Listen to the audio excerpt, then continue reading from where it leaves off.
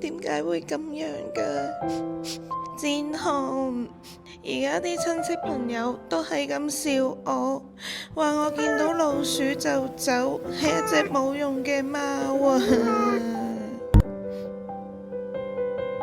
歪歪，你做咩喊啊？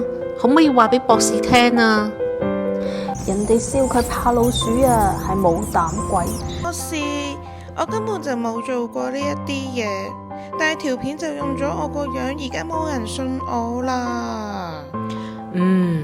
條片有古怪，啲動作咁生硬嘅，有可能係deepfake整噶，有人假扮你啊！吓？扮我？但係我同啲朋友已經識咗5年啦，同埋我橙色噶嘛，又唔係藍色，我點會怕老鼠喎？有冇搞錯啊？呢啲就係大腦嘅問題啦，重複接收同一個錯誤嘅信息，會令大腦產生真相錯覺效應，認為眼見嘅就係真相。加上呢條影片咁搞笑，挑起咗強烈嘅情緒，情感勝過理性，其他人就自然會跟住信啦。博士，咁而家我要點做先可以阻止啲人再笑我啊？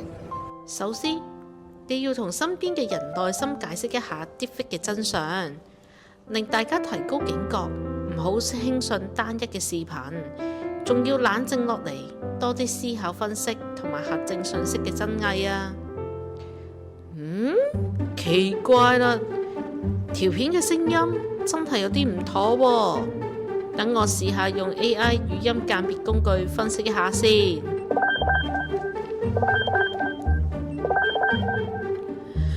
哦，原來係你。我玩下啫。你做紅可唔可以俾啲同理心？